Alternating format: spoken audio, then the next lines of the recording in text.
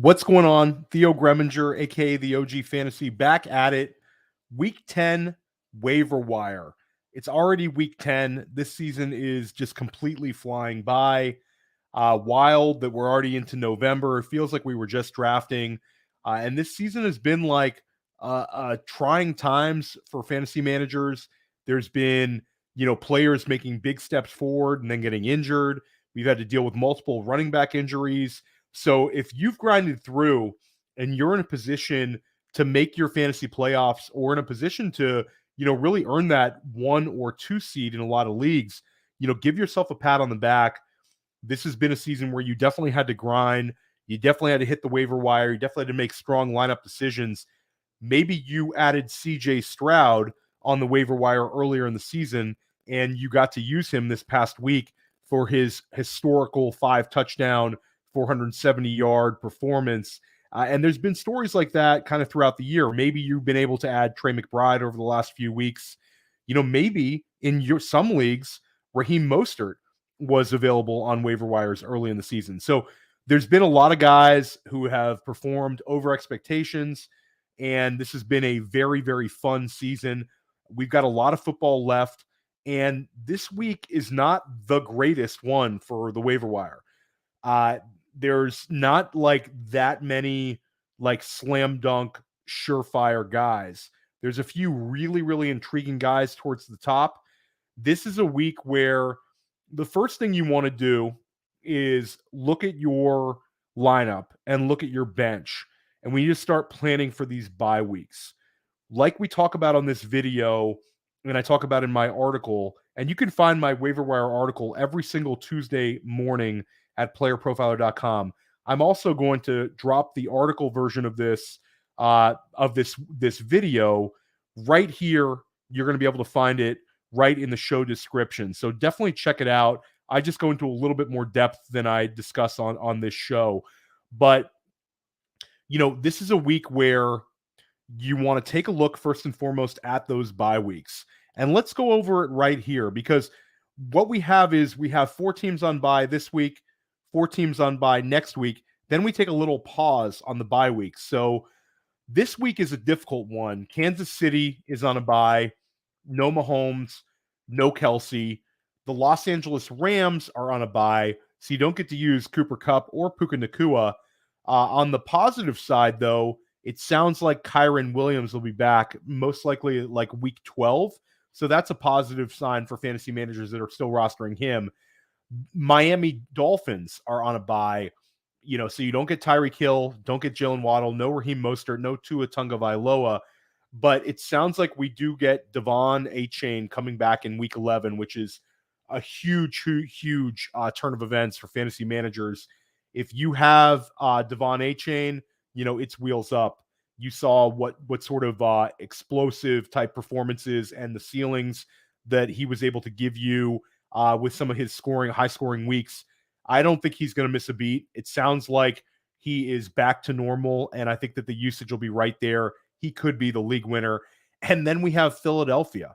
So no Jalen Hurts, no Devonta Smith, no A.J. Brown, no DeAndre Swift. Dallas Goedert banged up. So you get 3 of the best teams in football, 3 of the best offenses in football not available this week, and then 2 locked-in wide receiver starters in Kupp and Nacua. So this is a challenging week for buys. But we also want to take a look at week 11. So take a look at your roster.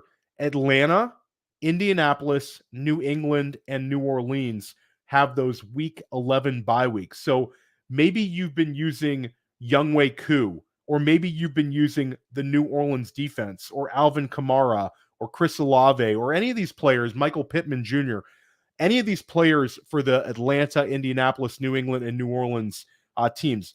Like, especially if it's a one-off position like a Koo or the Saints, I want to go ahead this week and take a look at that week 11 schedule and maybe add my kicker if I can handle it, add a second kicker or add a second defense if I'm in a very deep format, just so next week I don't have to worry about that. And next week I'm not going to have to use Fab to maybe compete with other managers trying to look for that, that red hot defense.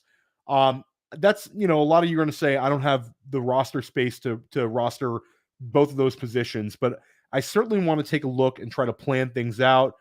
Oftentimes, if we are a week ahead, we are able to save so much fab, and that really matters as we get closer to the fantasy playoffs.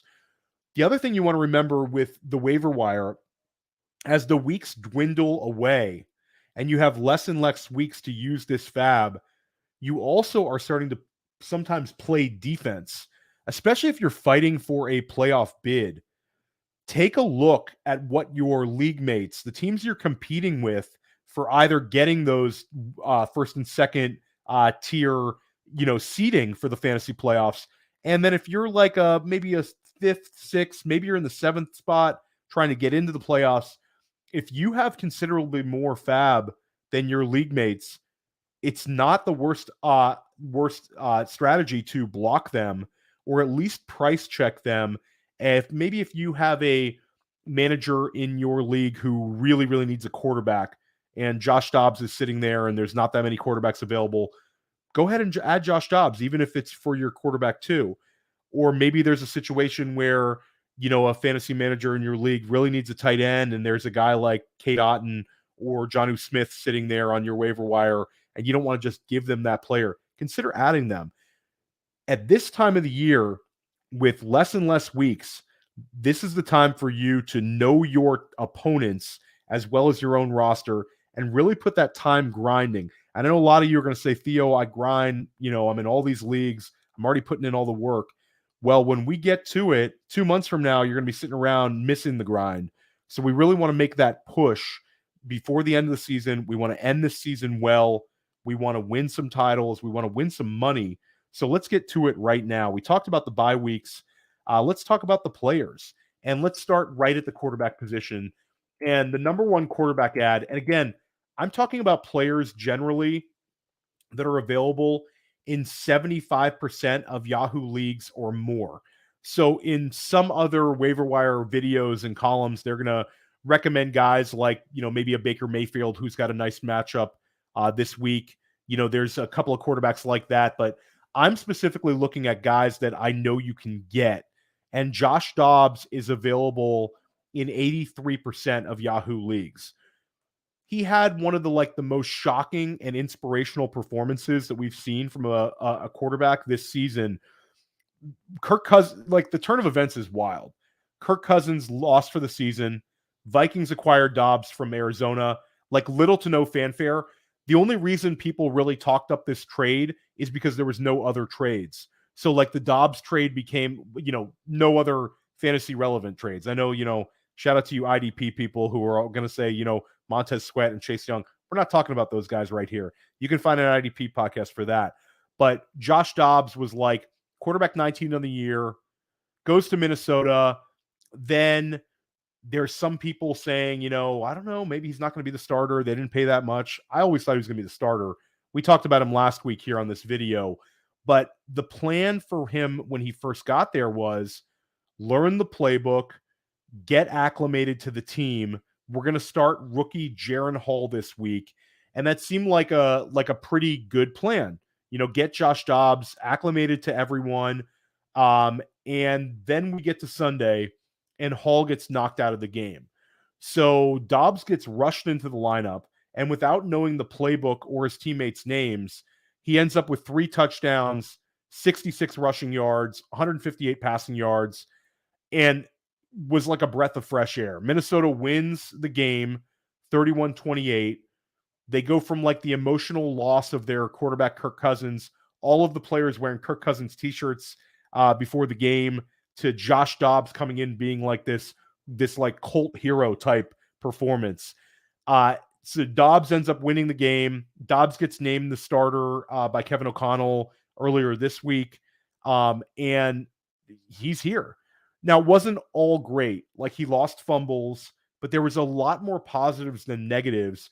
We also get Adam Schefter saying that Justin Jefferson is close to coming back. So Josh Dobbs, based on the quality of the offense, is a high-end quarterback 2, and there's a chance he finishes as a low-end quarterback 1. So if you've been streaming quarterbacks, prioritize Josh Dobbs. And if you're in a Superflex league, this is like an unload the clip. Go get Josh Dobbs, use your fab. And if you're in a super flex league, I also like kicking the tires and trying to trade for him if somebody else has him. Because I don't think everybody is going to value him as highly as they should. He's got a huge upgrade in terms of his skill position players in Minnesota. He's got an upgrade in terms of his offensive line. And we've already seen him make something out of nothing and have a 3-touchdown game. His rushing ability also gives him a floor. You saw it with the 66 rushing yards this past week, but Josh Dobbs, my favorite quarterback to add this week. Gardner Minshew, available in 74% of Yahoo leagues. Minshew didn't have a great game this past week, but he's a locked-in quarterback too. The remaining schedule has some scary landmine games, but Minshew's a guy where I'm rostering where I can. We've seen him have a 4-touchdown game. You obviously cannot expect that, but Minshew's played well in multiple games this season. Let's also talk about Taylor Heineke. And Taylor Heineke was named Atlanta starter moving forward. He has 268 passing yards against Minnesota and a touchdown. He adds 30 rushing yards.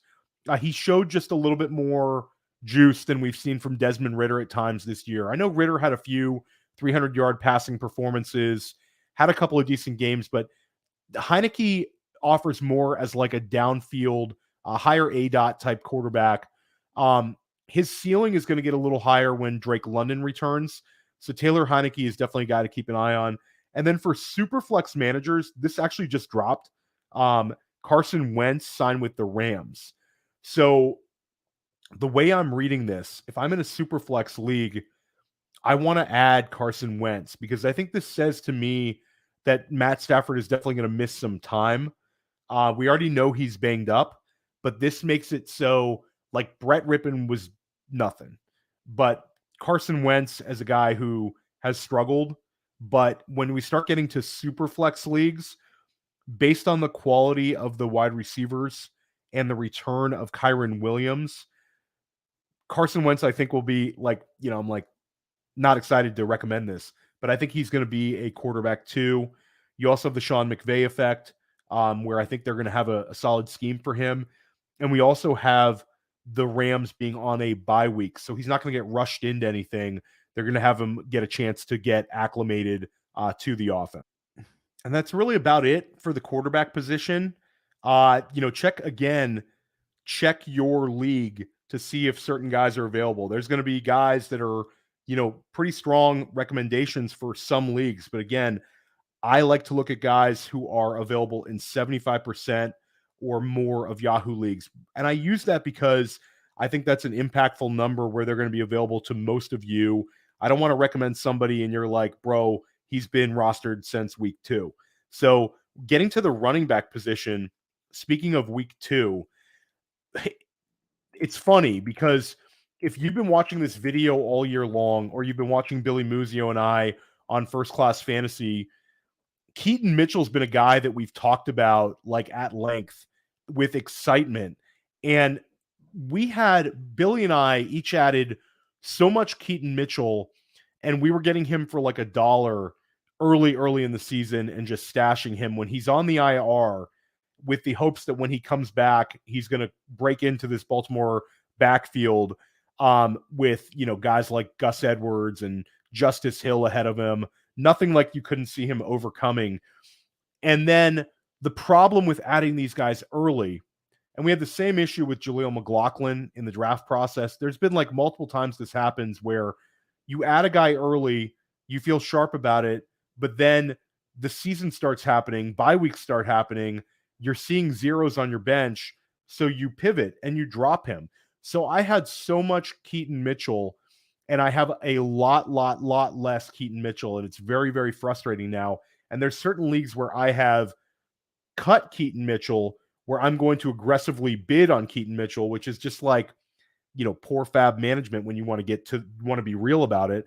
But again, we can't always foresee these things, and we do need to keep grinding the back end of our roster, especially when guys are getting zero. But hat tip to the managers who were patient enough to hold on to Keaton Mitchell, because you finally saw what we were so excited about earlier in the year. Keaton Mitchell is a real speed back. You're talking about a guy with like sub 4.35 speed, and you saw it this week. The Ravens absolutely smoke the Seattle Seahawks. A completely like statement game. I think we need to start talking about the Ravens as a Super Bowl candidate. The way that they handled Detroit and handled Seattle, two teams that'll be playoff teams in the NFC, was like, whoa, like Baltimore is really playing some good football. But Keaton Mitchell gets into the game in the second quarter. So this isn't like a guy who did this in garbage time and like a blowout. Did he get a little more opportunity because of the game? Maybe. But he went nuts. He explodes for a 40-yard touchdown run, and then he also adds a 60-yard run. We didn't even see him used as a receiver, but I think he has that in his game as well. So you're talking about a top-notch offense with the opportunity for him to earn a role and be a weekly fantasy starter. Right now, it's going to be a little bit annoying. Gus Edwards has 6 touchdowns over the course of the last 3 games. Gus Edwards has 7 touchdowns on the year, which is a career high for him. He's kind of got like a locked-in role, but I think that Keaton Mitchell can take away Justice Hill's role or make Justice Hill like the number 3 back. And again, like he can also make Gus Edwards into like strictly a goal line back. There's a huge range of outcomes for Keaton Mitchell, but even if we miss on this one, I still think we need to be super aggressive. I think there's going to be multiple weeks where he's a surefire fantasy starter for us for the rest of the season. I think if you are in a position where you need an impactful waiver wire addition, go hard, like bid aggressively. And at the very least, you want to price check Keaton Mitchell. What is an appropriate fab bid? A lot of people will say, Theo, you need to give fab recommendations. I don't like doing that. And I'll tell you the reason. If I'm in an FFPC or NFFC league, a 20-man roster league, like I know Keaton Mitchell is going to go for 35 to 50% if anybody has that left. He's going to go for a huge bid if he's sitting there on the wire. But there are certain leagues where it's a 15-man roster league where you can get him maybe for a little bit less. So I don't know your league size. You know your league size. So I don't like necessarily giving out the fab recommendation, but I'll say this, like there's a number of leagues where I'm going 35% if I have fab left. And in some other leagues where I'm really desperate, I'm going to go hard and I'm going to use a lot of my leftover fab and hope that, you know, I can luck into him. At the very least, I'm going to price check Keaton Mitchell because of the things I talked about.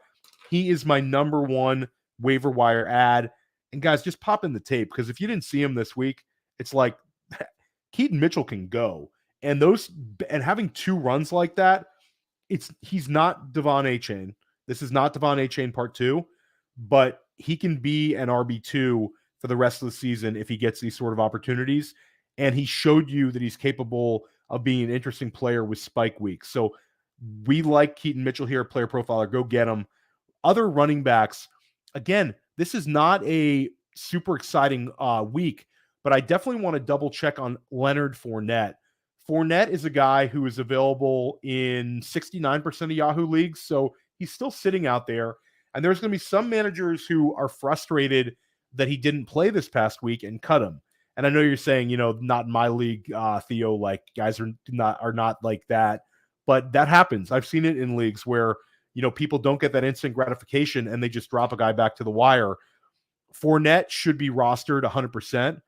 This seems like a week where he could make his debut. It's a good defense for him to go against in Denver. And he's signed to the practice squad, but James Cook and Latavius Murray were like abysmal. These guys combined for 24 rushing yards in the loss to Cincinnati, and they combined for 3 yards per carry. Like, it's bad. And the Buffalo Bills don't seem to really trust James Cook. So Fournette has multiple outs here. Fournette, right now, immediately, as soon as he starts playing, is the best goal line back on the roster. He's basically better than Latavius Murray. Murray's a 33-year-old who's never had the sort of fantasy success that we saw Leonard Fournette have the last 2 years in Tampa Bay or in Jacksonville. And Fournette is also a very capable pass catcher. So he's a threat to James Cook there. There's a chance that a few weeks from now, Leonard Fournette is the most valuable back in Buffalo. Go ahead and add him. Another person to check on, especially with the bye week, is Kenneth Gainwell. Kenneth Gainwell is rostered in 28% of Yahoo leagues, so a little bit over the threshold that we recommend. But he scored a touchdown in Philadelphia's huge win over Dallas. What a game that was. Really, really enjoyable game to watch. But Gainwell had 5 receptions the week before against Washington, scores a touchdown against Dallas. This is a guy who is a vital piece of the Philadelphia Eagles offense. He's more of a contingent upside play. He's obviously behind DeAndre Swift, who's been very, very good this season. But Gainwell has multiple outs here. He's a guy you really want to roster because he's, at the very least, a very high-end RB2. If DeAndre Swift went down, Kenneth Gainwell immediately becomes an RB2. He also has some contingent upside now with Dallas Goedert missing. I talked about this with Pat Fitzmaurice of Fantasy Pros on Press Coverage, my podcast. And most people are going to assume that the Dallas Goedert usage goes to like Devonta Smith and A.J. Brown, but there's a chance that it becomes more touches for the running backs. And with Philadelphia on a bye week to kind of prepare for things, Kenneth Gainwell is one that could see a little bit increase in usage. He also is a guy to keep an eye on that the Eagles are 8-1. Like the Eagles could completely run away with the NFC and they would have an opportunity to sit DeAndre Swift. And you could have a couple of games where Gainwell is getting like 25 touches, 20 touches. So Gainwell is one where over the years we've seen that when he gets an opportunity, he can produce. And we want pieces of this Philadelphia Eagles offense. It's a very, very top-notch offense. It's also very like consolidated tree for touches. A.J. Brown, Devonta Smith, Dallas Goedert when he's there, DeAndre Swift at running back, and then Kenneth Gainwell as the handcuff. Another guy that is coming off of a bye week, he's available in 71% of Yahoo leagues, is Jaleel McLaughlin. Javonte Williams has dominated the backfield touches, but Denver getting McLaughlin involved as a receiver out of the backfield post-bye week makes sense. And at the very least, Jaleel McLaughlin would be the number 2 back to roster behind Javonte Williams for the rest of the season. He's passed Samaje Perine easily. And I'm interested to see how he's used the first game back from the bye. I like Jaleel McLaughlin. Again, he's more of a handcuff at this point, but he could be a handcuff plus based on his receiving ability. Elijah Mitchell has been a guy that we've recommended a lot here at Player Profiler. He's now available in 80% of Yahoo leagues.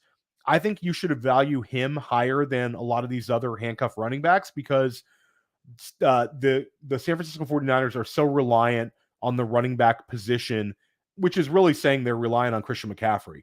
But if Christian McCaffrey were to miss time, I think Elijah Mitchell would have like about 60% of his fantasy points, which is good enough to be a low-end RB2. Mitchell, missed time, looked like Jordan Mason was going to be the guy. Mitchell has passed him by again. San Francisco, throughout the course of the rest of the season, it's obviously Christian McCaffrey, but consider Elijah Mitchell to be one of the better handcuffs to roster in all of fantasy. Talk about Jamal Williams a little bit. Jamal Williams has quietly seen an increased usage. Nothing like extraordinary, but he's had 7 and 6 touches his last 2 weeks. And he had a season-high 3 targets in the passing game this past week. Like, Kendre Miller's there. Taysom Hill is being utilized heavily. But if anything were to happen to Alvin Kamara, I think it would be Jamal Williams who would move into like that low-end RB2, high-end RB3, and see a little bit more of those Kamara targets out of the backfield. And then let's talk about it this week, because it's not a great week on the waiver wire for running backs. If you have roster space, go out and get yourself a high-end handcuff. I'm just going to rip through these guys. Josh Kelly is rostered in 23% of Yahoo leagues. Rico Dowdle of the Dallas Cowboys is rostered in only 3% of Yahoo leagues, which is weird because it's a strong offense and he's the clear number 2 back. Tank Bigsby, obviously way behind Travis Etienne, but Bigsby's now available in 90% of Yahoo leagues. If you have Travis Etienne, I really want to roster Tank Bigsby. because Jacksonville has really, really been giving Etienne a high volume of touches. If he missed any time, I mean, even if he missed 2 weeks, Tank Bigsby would be very, very useful to have. And now he's available in a ton of places. Ty Chandler, available in 99% of Yahoo leagues. Chandler is a guy who's been kind of forgotten, but now Cam Akers suffered another Achilles injury. He's done. So Ty Chandler is back in the mix behind Alexander Madison. Michael Carter, very annoying usage for the Breece Hall fantasy managers, seeing Carter catch those passes at the end of the game that could have gone to Hall. Really could have boosted his PPR scoring. But anyway, Carter is the number 2 back, is definitely not Dalvin Cook. He is toast. Zamir White, who had the equal amount of touches to Amir Abdullah. They both had, I believe, 4 touches this week. But I think that if Josh Jacobs were to miss time, especially with the way Antonio Pierce was using him in a very high volume role, I think Zamir White would be the more valuable running back to roster. Matt Breida, not exciting, but Saquon Barkley is basically getting run into the ground right now. Saquon is getting so many touches. He's really the only thing going in New York. So keep an eye on Matt Breida. Travion Williams, he's available in 100% of Yahoo leagues, and he's the number 2 back right now to Joe Mixon. So consider rostering some of those handcuff running backs if you have. Now let's pivot over to the wide receiver position. And this is a pretty interesting week. Let's first talk about Demario Douglas, who I had number 1 in my waiver wire article at Player Profiler last week, and he was in the top 5 the week before. Douglas is, not going to be available in a lot of competitive leagues right now because he was added last week, but I still included him in my top 10 this week because I think it's important that if he's available in your league, you go out and get him. He's available in 65% of Yahoo leagues. This past week, he had a season high with 55 receiving yards, and he had another week with 7 targets. He led the team, he tied for the team lead in targets, and he was second in receptions. But like Demario Douglas, he has the most juice of any wide receiver on the team. He is fast. He is playing the slot. He has some dynamic ability, and they're also trying to utilize him on these manufactured running plays. So he's a no-brainer add if available.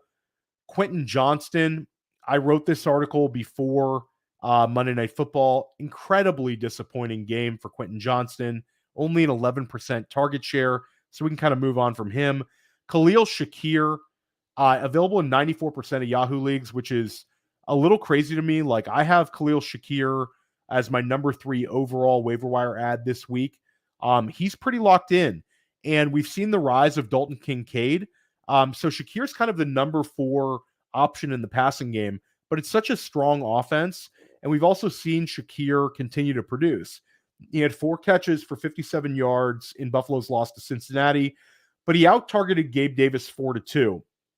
Davis is still the preferred player. Obviously, Davis has a much higher ceiling. We've seen Davis have a number of really, really strong games, but Shakir is mixing in more and more, especially with the loss of Dawson Knox. And we saw Shakir's ceiling in week 8, where he had 6 catches, 92 yards. He's a valuable player to roster, especially during those bye weeks. Michael Wilson. Wilson's like a must-add player this week, and I think he's going to go for cheap in a lot of leagues. Kyler Murray's set to make his return. Murray should instantly elevate the fantasy production of the entire offense. Wilson will be a major beneficiary. He's been knocking on that like fantasy relevant door. Of course, he had the 2 touchdown game this year against San Francisco, but most of the time it's been like these 50-yard type performances. And that's what he had this past week, was kind of like a noticeable but not usable type game. He's had 3 52 or more yard receiving games in his last 5 games. And I think the return of Kyler Murray is going to make it so, like, the floor games, like he's had an 18 and 26 yard performance, those games are going to go out the window. And Wilson's going to have a couple of big touchdown catches with Murray stepping in, and pushing the ball downfield, taking shots, and bringing the excitement that we always see on Kyler Murray teams. It's going to be Hollywood Brown. It's going to be Trey McBride. And then I think Michael Wilson is going to be the number 3 target. There's been a little love for Rondell Moore, but this coaching staff does not seem to utilize Moore like the old Cliff Kingsbury coaching staff. It's definitely Wilson for me as the number 3 option, or, number 2 option at times in that Arizona passing attack. One player who's available in 98% of Yahoo leagues and is very interesting is Noah Brown. Brown has struggled with injuries this year at times, comes over from Dallas, always a hyper athlete. And this week with Robert Woods dealing with a foot injury, Brown takes advantage of obviously a big time game flow in that shootout against Tampa, but Brown has a career high 153 receiving yards, and he has a 75-yard touchdown reception. I think he's a fun play this week as well. And Houston is basically in 3 wide sets the entire game. So Noah Brown is definitely one to keep an eye on. I like him a lot. Obviously, Tank Dell, Nico Collins, Dalton Schultz will keep him down in terms of his target share, but we've seen his explosive big play ability, and I wouldn't think they're going to put that away. I think he's going to have another week at least. He could pass Robert Woods on the depth chart. Zay Jones, big play Zay, supposed to be back pretty soon. He's missed a ton of time this year with a knee injury, but he has scored a touchdown in 2 of his 3 games played. Trevor Lawrence likes using him. He's always a part of the passing attack when he's available. Keep an eye for Zay Jones. He is available in 81% of Yahoo leagues. And then my guy, Marvin Mims. Can we please get a post-bye week rational coaching usage increase for Mims? Mims, second-round draft pick for Denver this year. He's had a 113-yard performance. He's had a 73-yard performance. Then he's had weeks where he's gotten completely buried by Sean Payton. He has the costly fumble in the Jets game. It's been a wild ride for Mims managers, but you have to hold the course here. If we don't see it this week against Buffalo, then that's really kind of disconcerting. It's coming off of the bye. We want to see increased usage. We want to see rational coaching. It's really Jaleel McLaughlin and Marvin Mims, one or both of those guys being a little more utilized than in previous weeks would be like a breath of fresh air. But if Mims is sitting there on your waiver wire, he's a very fun speculative ad, and he's going to certainly go for a lot less fab than these guys like Shakir, Demario Douglas, etc. Talking about some deep league ads. Cedric Wilson, Miami's on a bye. This is for deep league managers only, these next couple of guys. Cedric Wilson had a touchdown, and he nearly had a second touchdown in Miami's loss to Kansas City. He really cannot be used unless Tyreek Hill or Jalen Waddle were to miss time. But if either missed time, Cedric Wilson would be a very fun player. It was like Braxton Berrios earlier in the year, and now it's like Cedric Wilson over the last few weeks has kind of settled into the wide receiver 3 spot in Miami. So if you want to hold a dart throw type ad, it's Cedric Wilson. Another player for deep league managers is Jamison Crowder, still available in 99% of Yahoo leagues, but he's been targeted 13 times the past 2 weeks. He's basically stepped into the Curtis Samuel role. Not as good a player as Curtis Samuel, obviously. Jamison Crowder is an older player, but any way you cut it, Sam Howell is elevating players' performance. Another guy that we recommended for weeks, Sam Howell, on this waiver wire column and video. Hope you added him. But Howell has played very well this year. He's elevated players in fantasy.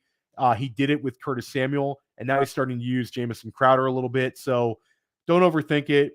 If you're in a shallow league, you're not considering Crowder. But if you're in a deep format, he should be rostered. Another player for deep league managers is Jalen Tolbert. Tolbert was very disappointing as a rookie last year in Dallas. This was a guy that had a lot of hype heading into the season. Didn't do anything, but he's starting to come on a little bit. He had 5 targets, and he caught a touchdown pass against Philly. Brandon Cooks, Michael Gallup, neither one has done anything to kind of bury Tolbert. So over the course of the second half of the season, you could see Tolbert getting a little bit more usage. So if you're in a very deep format, take a look at Jalen Tolbert. Talk about tight ends, a shallow league ad. Jonnu Smith is available in 72% of Yahoo leagues. Jonnu Smith is tight end 11 on the season in PPR. He was completely invisible in weeks 7 and 8, but in Sunday's loss to Minnesota, he exploded for a season high 100 receiving yards and a touchdown. He had a long touchdown on like a screen pass. And I think it's interesting. You can't like brush aside his usage because it was notable in the sense that this was the first game Taylor Heineke started and Smith had this sort of production. You also had this being a game where Drake London missed and Jonnu Smith had this sort of production. So we're back to considering Jonnu Smith. Pour one out for the Kyle Pitts managers. We had like a nice run. It's now back to like frustrating usage. Arthur Smith is one of the more frustrated NFL coaches for us to deal with as fantasy managers, but we will keep pushing on. A tight end who's going to be available everywhere or in a lot of leagues is Cade Otton. Cade Otton is a guy who I've talked about for a few weeks here in my column on PlayerProfiler.com and also in this video. And I've talked about him as like a break glass in case of emergency tight end type. But he showed a ceiling this week. Again, available in 94% of Yahoo leagues. I had him last week on my sleepers column and sleepers video too, which is pretty cool. Definitely check that out. But you love to see when one of your sleepers does well. And he had season high with 9 targets and season high of 70 receiving yards. He also has 2 touchdown catches, ties a season high with 6 catches. He's had 3 straight weeks where he's had at least 6 targets. So I think that Cade Otton, you cannot pay for the touchdowns. This is not a break like the mold and fab and go ham here. But Cade Otton's a guy that if you need a tight end, he's a mid tight end too. He's a second-year player. Baker Mayfield seems to like him, and his trajectory is pointing up for the second half of the season. Luke Musgrave, that's the guy that like I always talk about. Jaden Reed, Luke Musgrave, I've talked about one of the two of them in pretty much every single waiver wire column and video and every single sleepers one for like the entire season because I believe in their talent. And Luke Musgrave kind of showed that. He had 4 catches, 51 yards, and a touchdown in Green Bay's win over the Rams. Musgrave is like on the tight end 1 radar this week. Probably a high-end tight end 2, but I think he's going to have a strong second half of the season. You're talking about a high draft capital guy with elite athleticism. If you're struggling with the tight end position, maybe you lost to Dallas Goedert, consider grabbing Luke Musgrave and Cade Otton. Going a little bit further down the list for tight ends, Juwan Johnson is available in 90% of Yahoo leagues. This is a guy who had 7 touchdown catches last year. And like the New Orleans Saints beat writers really hyped him up in the preseason. It was about the Derek Carr, Juwan Johnson connection, how they're going to use Juwan Johnson differently. That didn't really happen, but there's still a lot of season left. And this past week, he had 5 catches on 5 targets, and he scores a touchdown. It's his first touchdown catch of the season. I'm interested in adding him as a speculative play to see if his role grows as the season moves along.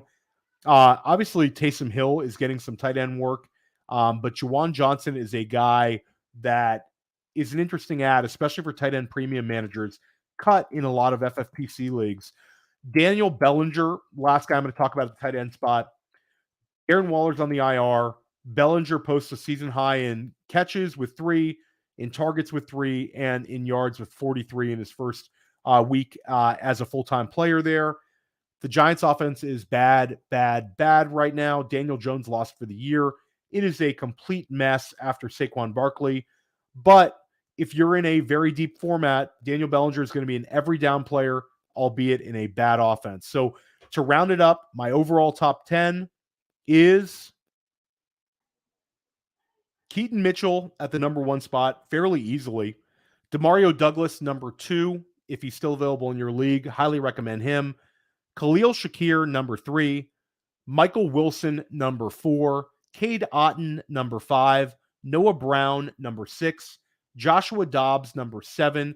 And you can push Dobbs up if you're in quarterback problems. But if you are adding him as a number 2 quarterback, then I have him 7th here on this list. If you need him as like your number 1, consider him pushing up to 3. Number 8 overall, Kenneth Gainwell. Number 9, Luke Musgrave. And number 10, Jonnu Smith. Check out the article edition of this video. It's linked right here in the show description. Check out my other videos. I drop a fantasy reactions. It's right here, called the 2-minute drill, where I look at my biggest fantasy takeaways from the previous week. That usually drops on Mondays. You can find this waiver wire video every single Tuesday. And then you can find my sleepers video on Thursday and Friday. Again, I ran pretty pure with that one, with that Cade Otton recommendation last week. So stick with us here at Player Profiler. Check me out on Press Coverage this week. Check me out on First Class Fantasy. Sonic Truth Dynasty podcast will be here on Friday. Dynasty Life, I'm dropping most weeks right here at Player Profiler. So we got you covered. It's time to grind, everybody. Put extra time in on your waiver wire this week. You're going to be happier you did so in a few weeks when the season's over and you're shipping a few titles.